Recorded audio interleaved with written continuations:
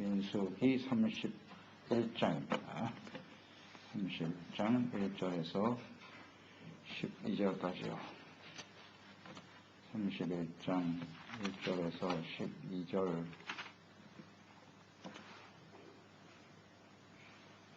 읽습니다. 여호와께서 모세에게 말씀하여 이르시되 이스라엘 자손 너희 원수를 미디안에게 갚으라. 그 후에 내가 네 조상에게로 돌아가리라.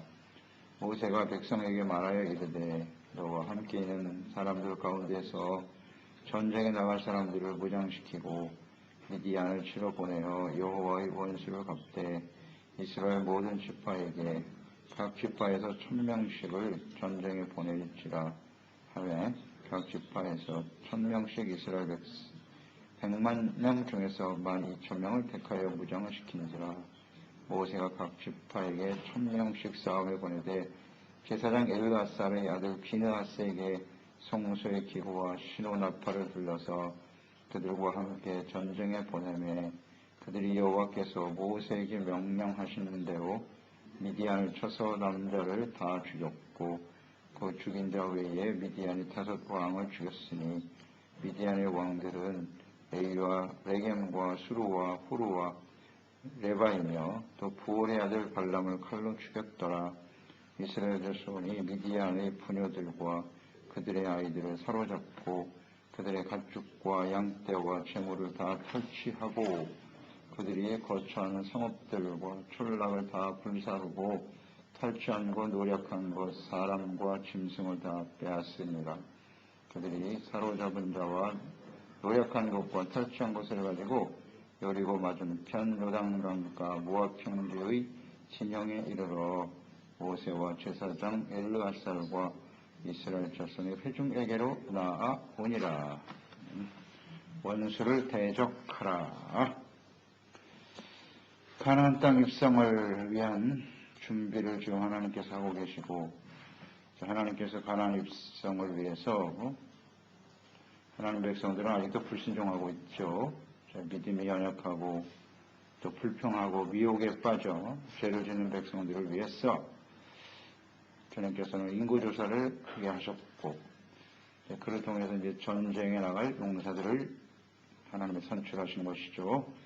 그래서 가나안 땅에 들어가 분배받을 그 땅을 나누는 기준으로 삼고 가셨고요.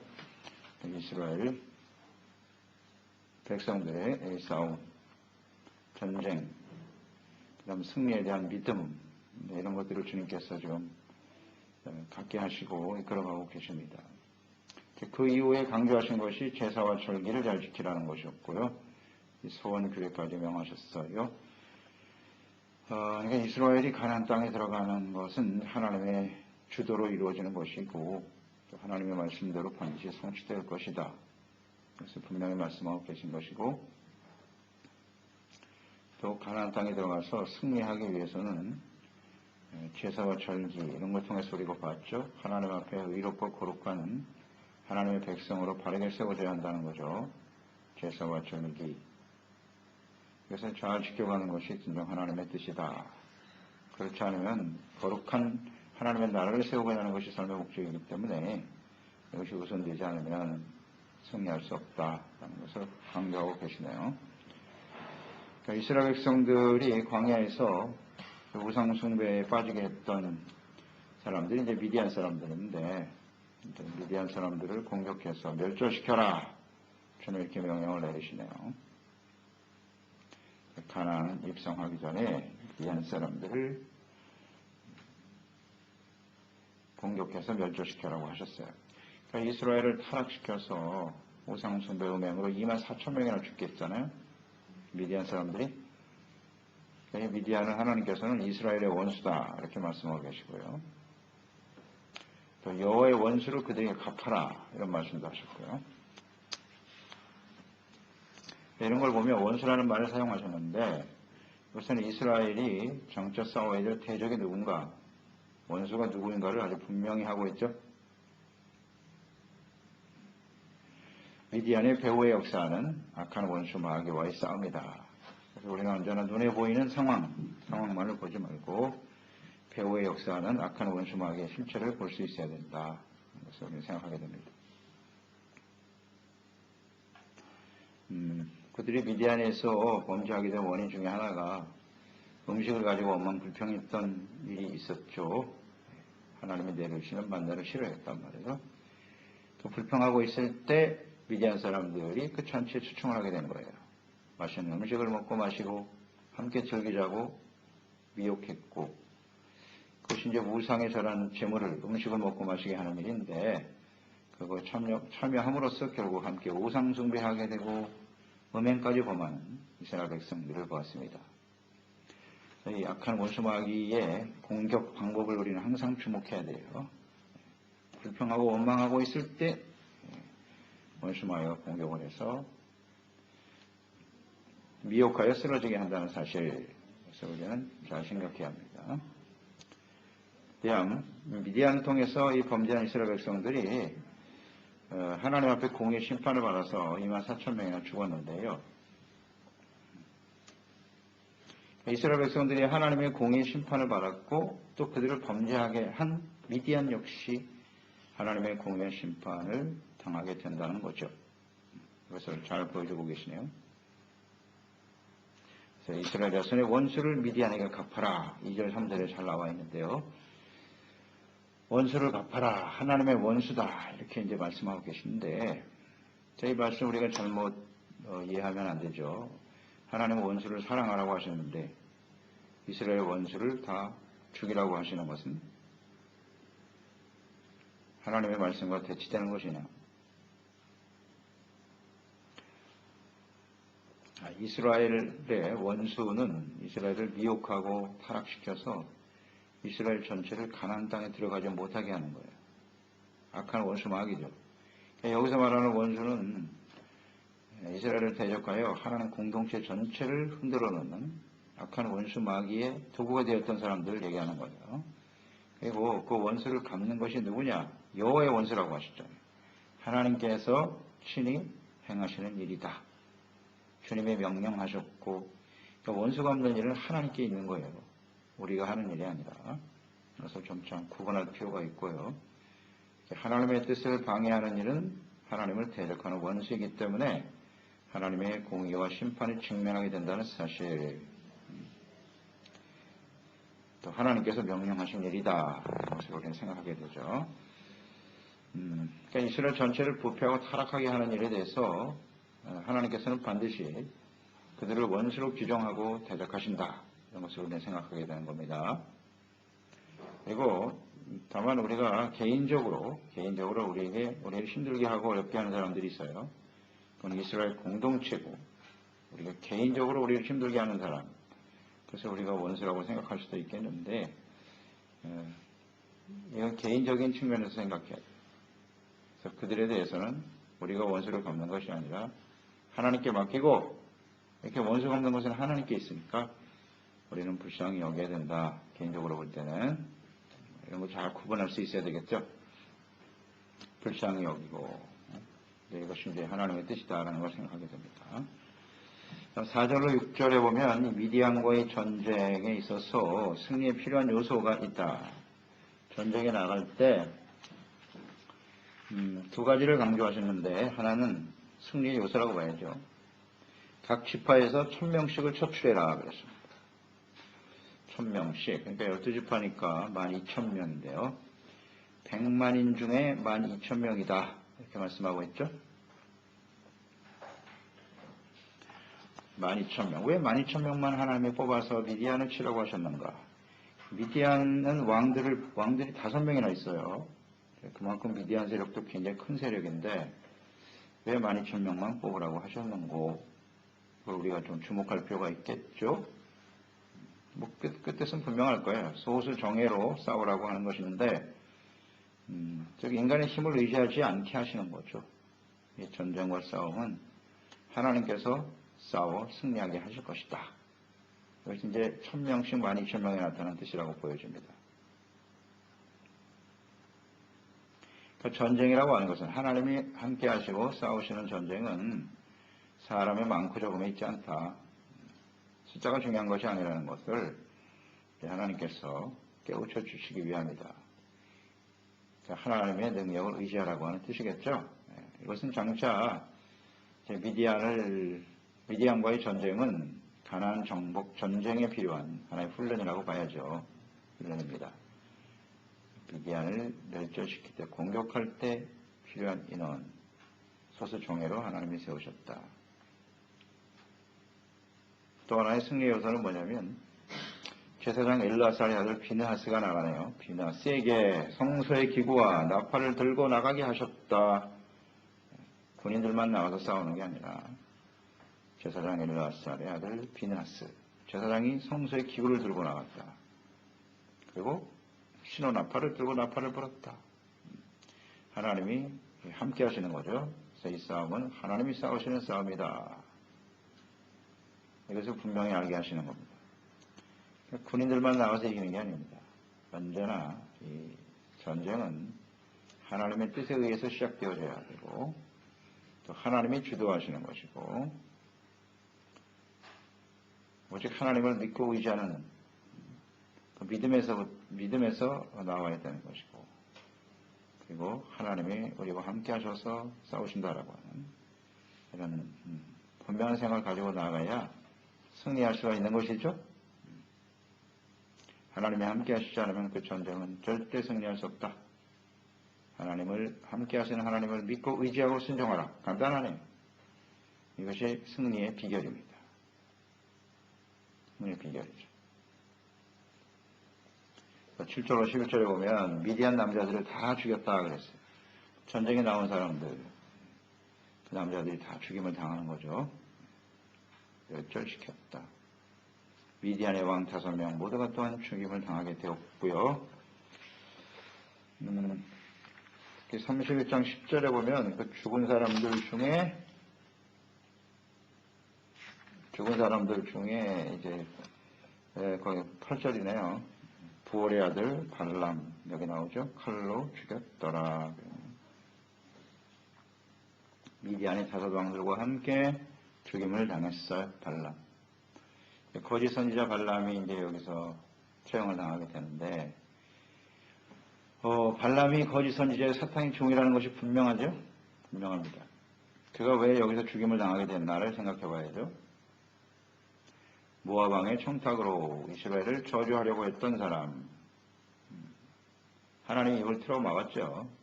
하나님이 개입하고 역사하지 않았다면 이 발람은 모압 왕 발락이 준 돈과 명예에 넘어가서 이스라엘을 저주하는 사람이 되고 말았을 거예요.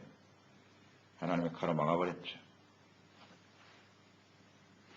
하지만 그가 사탄의 종인 것이 틀림없죠. 그래서 결국 미디안을 이용해서 이스라엘 백성들을 타락하게 만들었다는 거예요. 그 원흉이 바로 발람이다. 그렇기 때문에 미디안 왕들이 죽을 때 같이 죽었다.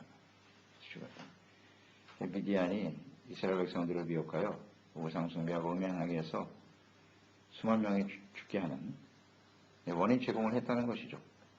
이것을 잘 나타내주고 있네요. 그래서 사탄의 종이 하는 일은 다 이런 거예요. 백성들을 미혹하고 범죄하게 해서 하나님의 심판을 받게 하는 겁니다. 이스라엘 백성들이 2만 4천 명이 죽었는데 그 죽은 원인은 일단 음행하고 우상숭배잖아요. 미디안. 거기에 하나님이 직접 심판하심으로써 죽임을 당하거든요. 사실 그걸 죽인 것은 하나님의 심판 때문에 죽은 거거든요. 그러니까 이제 사탄이 이걸 잘 아는 거예요. 하나님 백성들을 어떻게 해서든지 범죄하게 만들면 하나님의 공의가 작동할 수밖에 없다. 그래서 마이가 알고 있고 이 발람이 잘 알아요. 발람이 잘 알아요. 그래서 모압왕처럼 뭐 대놓고 저주한다고 해서 해결되는 문제가 아니고 미디안 사람들을 미혹해서 저들을 타락시키는 방법이 있다. 죄를 지켜야 해요. 하나님 심판을 받게 하면 간단하게 해결된다. 사탄의 전략이 이렇다니까요. 이것을 우리는 잘 알아야 돼요. 미혹하게 해서 범죄하게 함으로써 하나님의 심판을 부르게 하는 거예요. 사탄의 전략. 지금도 뭐 계속되고 있죠. 이런 사탄의 유혹이 계속되고 있어요. 하나님께 범죄하고 그래서 무너지게 되는 거죠. 여기에 대해서 굉장히 무감각해지는 게 이걸 조심해야 돼요. 우리가 하나님의 구원받은 백성이다. 예수 믿고 구원받았다. 그러니 어째 해도 뭐 천국 가겠지. 이 대단히 위험한 생각이거든요. 여기에 사탄이 들어오는 거예요. 미혹해서 아무렇게나 살아도 돼. 너 하나님 자녀잖아. 하나님 백성인데 뭐 아무렇게나 살면 어떻겠노. 이게 문제예요. 여기에 걸리는. 그래서 결국 하나님의 공의를 시험하게 하는 이것이 사탄의 전략이다. 잊지 말아야겠어요. 발람. 미디안 사람들을 통해서 성공했네요. 또 발람 개인적으로 볼 때는 그의 입으로 말이죠. 하나님께 제단을 쌓고 하나님이 하시는 말씀을 선포했잖아요. 모든 사람들에게. 당시의 모압 왕, 또 이스라엘 백성들에게, 주변의 모든 나라들에게 이스라엘은 하나님의 백성이 복을 받은 백성이라는 사실을 만천에 공포했잖아요. 사실 발람이 하는 말에 대해서 주변 모든 사람들이 주목하고 있었거든요. 그런데 그의 입을 통해서 그렇게 하나님의 축복받은 백성이다. 이스라엘을 축복하는 말이 나오리라고는 생각지 못했죠. 그랬던 발람인데 그 입으로 말이죠. 하나님을 증거했던 사람인데. 그런데 어떻게 이렇게 이스라엘을 미혹하여 악한 원수 마귀의 종이 되어 멸망을 당하는고 안타깝죠. 입으로 하나님의 말씀을 전하고 증거하는 그 발람의 모습을 보세요. 이 사람이 정말 선지자가 아닌가? 그런 생각이 들 정도 아니에요? 예. 하나님의 말씀을 선포하고 증거했으니까요. 그러니까 말로만 갖고 모른다는 거예요. 말만 가지고. 이런 게 거짓 선지자들의 특징이거든요. 그래서 그 열매를 잘 봐야 된다는 말이 맞아요. 이런 거짓 선지자들이 오늘날 가득하거든요. 잘 분별할 줄 알아야 돼요. 그냥 하나님의 이름을 들모이고 하나님의 말씀을 전한다고 하지만 겨우 사탄의 종인 사람들이 많다. 이 발람은 근본 자체가 잘못되어 있는 사람이고요. 근데 사람들을 미혹하여 멸망으로 이끌어간다라는 것을 우리 생각하면 됩니다. 그리고 또 하나님을 믿는 올바른 성도라고 할지라도 이런 거짓 종들의 유혹에 빠져서 쉽게 죄악에 떨어지고 부패하게 됨으로써 멸망의 길을 갈 수도 있다는 것을 우리는 정말 조심해야 됩니다. 이게 가나안 땅 들어가기 바로 전에 이런 일이 벌어지거든요. 지난 시간에 우리가 묵상했죠. 또 우리가 천국 들어가기 바로 직전에 이런 걸 조심해야 됩니다. 천국 들어가는데 사탄들이 이런 식으로 끊임없이 방해를 한단 말이에요. 하나님의 나라와 뜻이 이루어지기 전에 이런 일들이 벌어지는 것이고 예수님의 재림이 임박할 때 이것은 더욱더 심해지겠죠? 예수님도 이걸 주의하라고 하셨잖아요. 말세에 가장 조심해야 될 것이 거짓 선지자다. 발람 같은 사람, 이런 사람들 조심하라. 근데 이것이 오늘날 가득하잖아요. 정신 똑바로 차려야 돼요. 정신 차리지 않으면 이렇게 미혹에 넘어가서 죄인의 길에 서게 된다는 거죠. 이게 참 비극이에요. 복 있는 사람은 악한 꾀를 생각지 않는 겁니다. 악인의 꾀를 도모하지 않으면 죄인의 길에 서지 않는 게 복이에요. 죄인의 길에 섰다 하면 하나님의 공의가 그대로 작동할 수밖에 없어요. 죄인의 길에 서지 않는 것이다. 이 부분이 좀 우리가 깊이 생각해야 될 부분인데 우리가 예수 믿고 죄사함 받았다. 우리는 의인이다. 의인이죠. 의롭다면 얻었으니까. 그런데 그런 의인도 죄인의 길에 설 수 있다. 죄인의 길에 서지 않는 것이 대단히 중요하다. 사람들이 이걸 굉장히 잘못 이야기하는 경우가 많아요. 그래서 우리가 죄에 대한 이야기를 자꾸 하면 야 우리가 예수 믿고 구원받고 의롭다함을 얻었는데 왜 자꾸 죄인이라고 하냐. 죄의식을 갖지 말라. 이 죄의식을 갖기 때문에 우리가 아무것도 할 수 없다. 굉장히 우리를 혼란스럽게 하는 말입니다. 우리는 의로운 사람이지 않냐. 구원받았잖아. 그래 우리에겐 죄의식은 없다. 맞는 말입니까? 이 잘못하면 이게 미혹되는 거예요. 죄의식을 갖지 말라. 아주 뭐 좋은 말처럼 보이죠. 죄의식을 가져야 됩니다. 그게 성경적이에요. 우린 죄인일 수밖에 없잖아요. 하나님 앞에 의롭지 못한데. 죄의식을 가지면 안 된대. 이러니까 미혹에 다 넘어가는 거예요. 넘어가는 겁니다. 죄를 짓고 하나님 말씀 앞에서는 우리가 죄인이라는 게 틀림없는데 그러면서 자꾸 죄인의 길에 서게 하는 거예요. 그건 하나님의 심판을 받게 하는 사탄의 전략입니다. 아주 조심해야 돼요. 조심해야 돼요. 그래서 우리는 언제든지 어떤 길을 가고 있는지 하나님 말씀 앞에서 잘 분별할 수 있는 사람이 되어야 하겠습니다. 잠시 하나님께서 도구로 사용하셨지만 결국 그의 이름으로 하나님의 이름을 부르고 증거했지만 멸망을 당하게 되었죠. 멸망당하는 사람들, 사탄의 종들의 특징이 뭐라고요? 그들은 회개할 수가 없어요. 하나님의 말씀을 전하지만 자신의 죄에 대한 깨달음도 없고 그렇게 회개할 줄도 몰라요.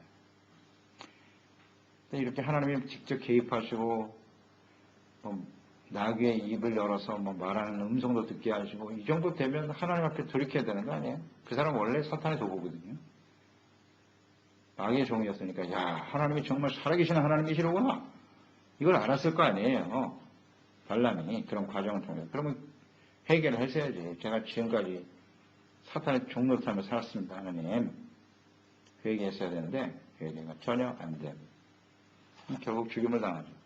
이 발람도 이스라엘을 저주하라고 하는 그 부름 앞에서 하나님을 만날 수 있었고 기회죠. 돌이킬 수 있는 기회가 됐었는데 결국은 죽음의 길로 가고 마네. 오늘 우리가 복음을 듣고 하나님 교회에 나와서 주님을 섬길 수 있는 것은 좋은 기회입니다. 이 기회에 철저하게 회개하고 거룩한 하나님의 백성으로 세워주지 않으면 발람과 같은 길을 가게 되겠죠. 자, 오늘 이 말씀은 하나님께서 미디안을 원수를 갚으신다 이런 말씀을 하셨거든요. 원수를 갚아라. 하나님의 공의가 지금 나타나는 거거든요. 하나님의 공의. 하나님의 공의가 나타날 때 항상 이 두 가지 측면이 있다고요. 하나는 하나님의 백성들에게 공의가 나타났어요.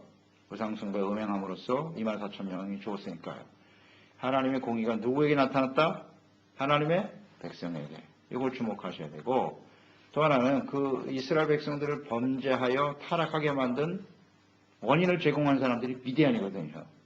그러면 이스라엘 백성들만 심판받느냐? 그렇지 않다. 그를 범죄하게 만든 미디안도 하나님의 심판을 받게 된다. 두 가지 측면이죠. 이게 하나님의 뜻이에요. 이것을 잘 묵상해야 돼요. 자, 그러면 오늘날 이 시대에 이것을 우리가 적용을 시켜보죠. 하나님의 뜻은 절대로 변하지 않거든요. 오늘날 교회가 있고 그리스도인들이 있다. 그들이 하나님 앞에 이렇게 사탄의 유혹을 받아서 부패하고 범죄할 때 하나님은 어떻게 하시겠느냐? 역시 심판으로 나타납니다. 나타나는 거예요.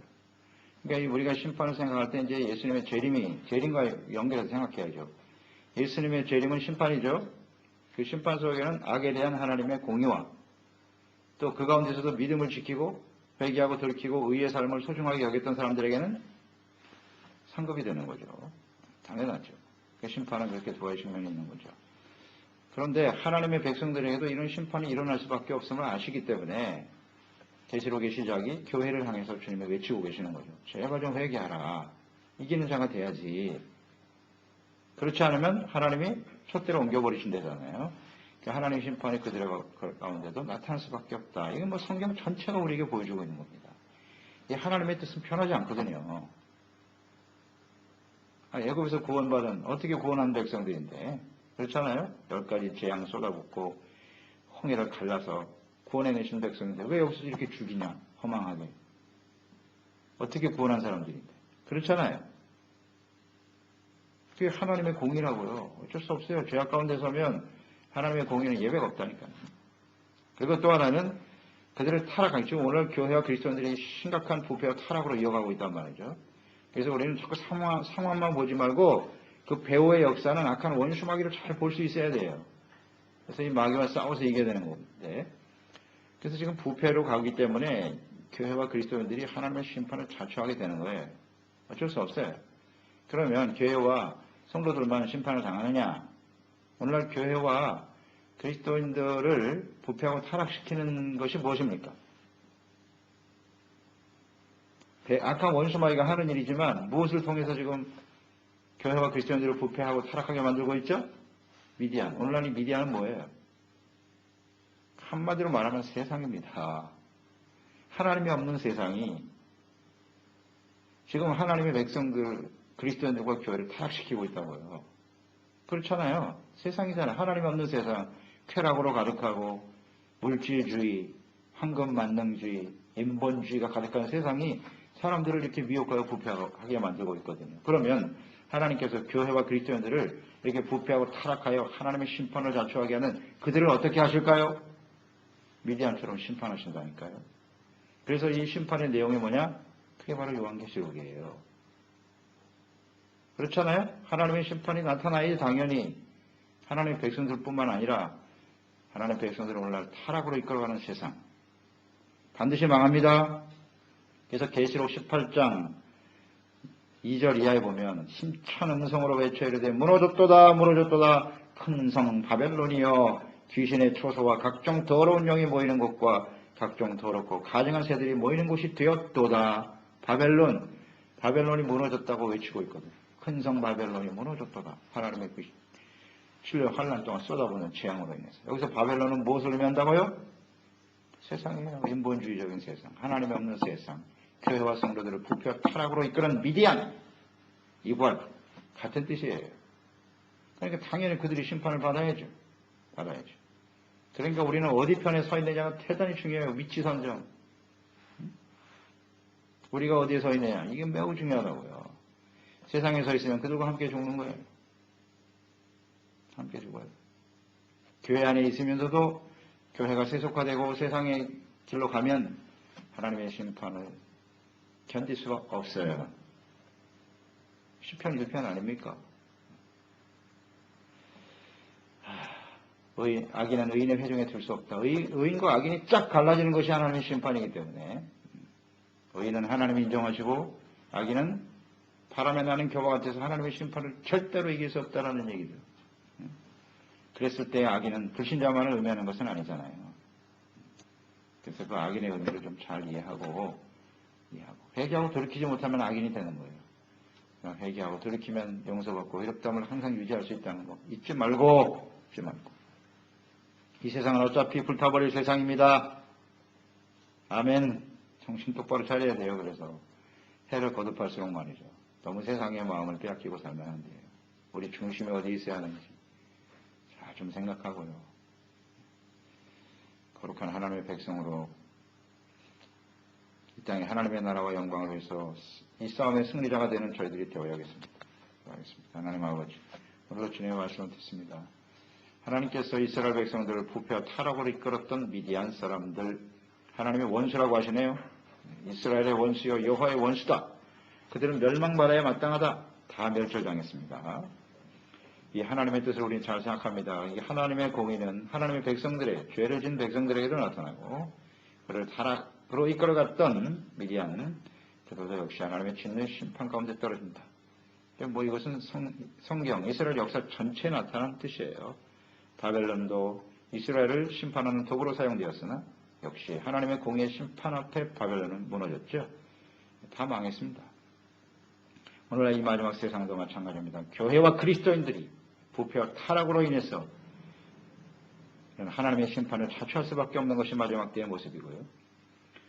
그리고 교회와 그리스도인들을 부패하게 만드는 세상, 큰 성 바벨론, 하나님께서 계시록에 나타난 7년 환란 동안 엄청난 재앙으로 갚아주실 것을 주님 말씀하고 계십니다. 그러므로 우리는 매 순간순간마다 우리의 포지션을 잘 잡아야 돼요. 절대로 죄인의 길에 서지 않게 도와주시옵소서. 교만한 자의 자리에 앉지 않게 주시옵소서. 악한 생각, 도마지 않도록 항상 의와 거룩함과 진실함으로 주님을 따르는 지혜로운 종들 되게 하시옵소서. 예수님의 이름으로 기도드리옵나이다.